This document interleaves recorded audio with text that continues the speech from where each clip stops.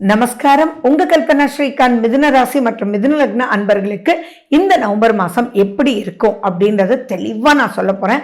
கண்டிப்பா ரொம்ப ரொம்ப கேர்ஃபுல்லா நீங்க கேட்கணும். இந்த 8 நிமிஷம் உங்களுக்கானது. ஏன் அப்படின்னா நீங்க ரொம்ப எச்சரிக்கையா இருக்க வேண்டிய காலமாவே இந்த நவம்பர் மாசம் இருக்கு. சகிப்புத்தன்மை அப்படின்றது உங்களுக்கு ரொம்பவே வேணும் அப்படின்றத ஞாபகம் வச்சுக்கோங்க.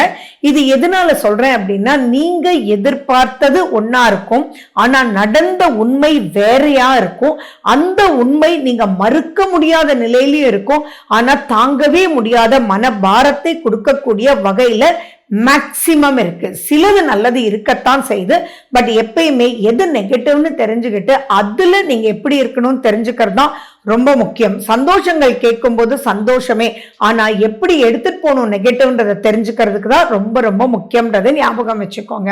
சரி, நவம்பர் 11ஆம் தேதி வரைக்கும் குரு 2ஆம் வீட்டுல இருக்கார். குடும்பத்தை உண்டான அமைப்புகள் நல்லாவே இருக்க போகுது. ஆனா நவம்பர் 11க்கு அப்புறம் அவர் வக்ரம் பெறக்கூடிய நிலையில இருக்கார். அந்த வக்ரம் பெறக்கூடிய நிலை அவ்வளவா உங்களுக்கு சாதகமான நிலை இல்லைன்றது ஞாபகம் வச்சுக்கோங்க. ஆனா ஒரு விஷயம், சந்தோஷப்பட வேண்டிய விஷயம் ஒண்ணு இருக்கு. எது எப்படி இருந்தாலும் அதுல இருந்து மீட்டு வந்துடலாம். அதுல இருக்கக்கூடிய குழப்பத்தை சரி செய்து ஒரு நல்ல ஞானத்தை கொடுக்கக்கூடிய வகையில கேது பகவான் இருக்கார். சோ அது உங்களுக்கு பெரும் சக்தியை கொடுக்கும். அந்த கிரகம் நீங்க மனதார வேண்டி விநாயக பெருமான் கோயிலுக்கு இதை நீங்க எப்ப பார்க்க ஆரம்பிக்கிறீங்களோ அப்ப இருந்தே டெய்லி முடியும்னா போயிட்டு வாங்க. அப்படி இல்லைன்னா திங்கக்கிழமை மட்டும் போயிட்டு கூட அங்க அருகம்புல் வாங்கிட்டு உங்க வீட்லயே டெய்லி உங்க பக்கத்துல வச்சுக்கிற மாதிரி நீங்க பார்த்துக்கோங்க. அது ரொம்ப ரொம்ப முக்கியம்.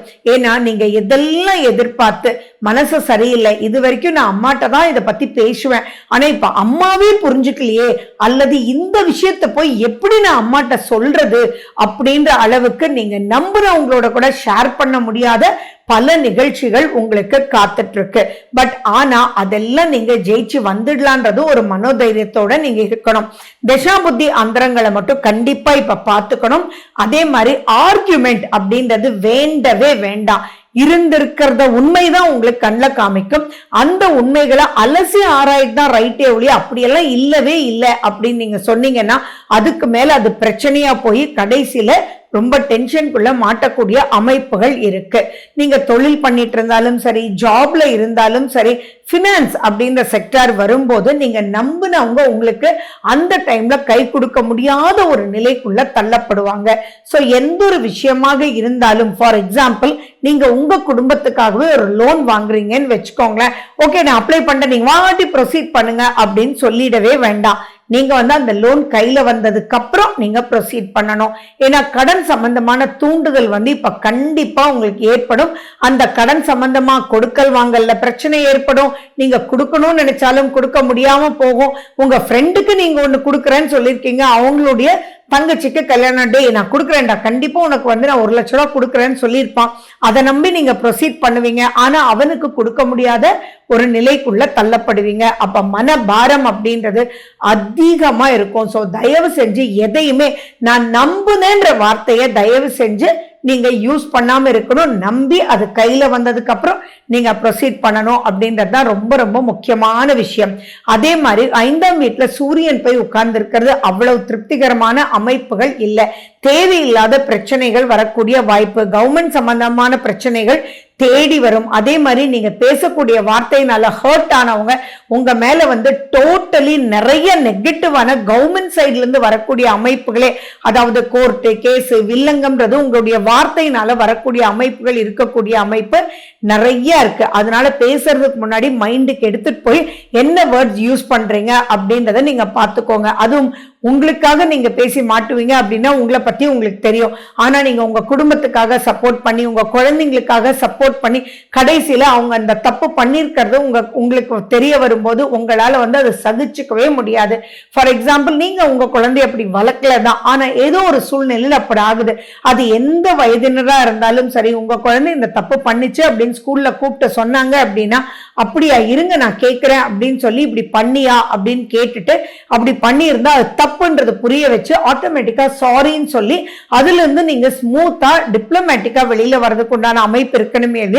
ஆர்குமெண்ட் அப்படின்றதுனா மிகப்பெரிய பிரச்சனைக்குள்ள நீங்க மாட்டிக்குவீங்கன்றது ஞாபகம் வச்சுக்கோங்க. அந்த மாட்டுதல் 9ஆம் தேதிக்கு முன்னாடியும் 24ஆம் தேதிக்கு பின்னாடியும் ரொம்ப ரொம்ப எச்சரிக்கையா இருக்கணும். இதுல சந்தோஷப்பட வேண்டிய விஷயம் என்ன அப்படின்னா, நீண்ட நாட்கள் புதன் வக்ர நிலையில் இருக்கார் செவ்வாயோட சேர்ந்து இருந்து. அது ஒரு திருப்தியான ஒரு அமைப்பு. அதனாலதான் அந்த சாரி கேட்கக்கூடிய மனோநிலைக்கும் நீங்க வருவீங்க. 16ஆம் தேதிக்கு அப்புறம் சில விஷயங்கள் உங்களுக்கு மாற்றங்களை கொடுக்கும். அதாவது என்ன அப்படின்னு பாத்தீங்கன்னா, சூரியன் உங்களுக்கு 6ஆம் வீட்டுக்கு போயிடுறார். அதே மாதிரி சுக்கிரன் ஆட்சி பெறக்கூடிய நிலைக்கு வரார். சோ அந்த காலகட்டத்துல ஆட்டோமேட்டிக்கா நீ என்னமா இந்த தப்ப பண்ணியே இனி பண்ண மாட்டே தானே அப்படின்னு சொல்லி உங்களை குழந்தைங்கள அன்பாவும் அரவணைப்பாவும் திருத்தி பண்ணிட்டாங்க. என்ன பண்றது? பட் அவங்களுக்கு அந்த மெச்சூரிட்டியை கொடுங்க. அதனுடைய சிக்கலுக்குள்ள மேலும் மேலும் சிக்காம அவங்க ப்ரொடெக்ட் பண்ணக்கூடிய அமைப்புக்குள்ள நீங்க இருக்கணும். அதே மாதிரி பிரெக்னெண்டா இருக்கக்கூடிய மிதுன ராசி அன்பர்கள் ரொம்ப எச்சரிக்கையா அவங்களுடைய டைஜஷன் சம்பந்தமா, அவங்களுடைய அலர்ஜி சம்பந்தமா, அவங்க காலடி எடுத்து வைக்கும் போது எதுவும் மிஸ் ஆகாம இருக்கிறதுக்கு ரொம்ப ரொம்ப இம்பார்ட்டன்ட். மைண்டை ரொம்ப நல்லா தெளிவா நீங்க வச்சுக்கணும் அப்படின்றத ரொம்ப முக்கியமான விஷயம். அதே மாதிரி உங்களுக்கும் உங்களுடைய தகப்பனாருக்குமே நிறைய கருத்து வேற்றுமை வர்றதுக்கு உண்டான வாய்ப்புகள் இருக்கு. அப்பா கண்டிப்பா ஹெல்ப் பண்ணேன்னு சொன்னாரு, அதை வச்சுதான் நான் லோன் வாங்கினேன். அவர் கட்டிடுறேன்னு சொன்னாரு மாசமானா, ஆனா இப்ப 3 மாசம் ஆகியும் கட்டல, மிகப்பெரிய பிரச்சனைக்குள்ள வரீங்க அப்படின்ற அமைப்புகள் எல்லாம் இருக்கும். தாய் தந்தையினுடைய ஆரோக்கியத்துக்கும் நீங்க கொஞ்சம் கேர்ஃபுல்லா இருக்க வேண்டிய அமைப்புகளோட தான் இருக்கீங்க. 10ஆம் வீட்டுல சனி வக்ரம், அவர் வக்ர நிவர்த்தி ஆக போறார். அப்ப அந்த இடத்துலயும் ஜீவனஸ்தானத்திலையும் நிறைய தடுமாற்றங்கள் வரக்கூடிய அமைப்புகள் இருக்கு. அண்ட் மேலும் பாத்தீங்க அப்படின்னா உங்களுடைய 7ஆம் அதிபதி குரு பகவான், அந்த குரு தான் வக்ரம் பெறக்கூடிய நிலையில இருக்கார். அப்போ வக்ரம் பெற்று ஜென்மகுருவை நோக்கி, அதாவது உங்களை நோக்கி அவர் வரக்கூடிய காலகட்டத்துல அதீத பதட்டம், நம்மளவங்க கரெக்டா பண்ண முடியலேன்ற ஒரு பாயிண்ட் இருக்கும். ஏன் நீங்க உடம்பு சரியில்லைன்னு டாக்டர்கிட்ட போறீங்க, எப்பயும் போற ஃபேமிலி டாக்டர் தான். ஆனா இப்போ அவர் கொடுக்குற மெடிசன் உங்களுக்கு ஓவர் டோசேஜாவோ அல்லது அலர்ஜியோ கூட்டிட்டு வர மாதிரி அமைப்புகள் இருக்கும். நீங்க எடுக்கக்கூடிய உணவுகளை ரொம்ப ரொம்ப எச்சரிக்கையா இருக்கணும். டேப்லெட்ஸை தயவு செஞ்சு மிஸ் பண்ணிடவே வேண்டாம். ஹெரிடிட்டரி சம்பந்தமான பிரச்சனைக்குள்ள தள்ளப்படுவீங்க. ஏகப்பட்ட பிரச்சனைகள் வரக்கூடிய காலகட்டத்துல நீங்க உங்களுடைய ஆரோக்கியத்தையும் மனசையும் ரொம்ப சீரா வச்சுக்கல அப்படின்னா மிகப்பெரிய பிரச்சனைக்குள்ள நீங்க மாட்டிக்குவீங்க. சோ இப்போ உங்களுக்கு ரொம்ப முக்கியமா வேண்டியது பச்சை கற்பூரம். சோ நீங்க பெருமாள் கோயிலுக்கு போங்க, அங்க தீர்த்தம் வாங்கி சாப்பிடுங்க. பச்சை கற்பூரம் அங்க நிறைய இருக்கும். அது நீங்க ஸ்மெல் எனர்ஜிலேயே அது உங்களுக்கு பாசிட்டிவான ஒரு சூதிங்கான ஒரு ஸ்மெல் கொடுக்கும். துளசி தீர்த்தம் நீங்க சாப்பிடுங்க. இதெல்லாம் நீங்க பண்ண பண்ண பண்ண பெருமாளுடைய ஸ்லோகங்கள் கேட்க கேட்க, விஷ்ணு சஹஸ்ரநாமம் கேட்க கேட்க ஆட்டோமேட்டிக்கா இதுல இருந்து ஈஸியா விடுபடலாம். But still last but not the least தசா புத்தி அந்தரத்தை பார்த்துட்டு எதை எப்படி மூவ் பண்ணணும்னு முடிவு பண்ணுங்க. நிறைய விஷயங்கள் அவ்வளவு நல்லா இல்ல. காதல் சம்பந்தமான விஷயத்திலையும் மனசு போராட்டம் கொடுக்கக்கூடிய அமைப்புல இருக்கு.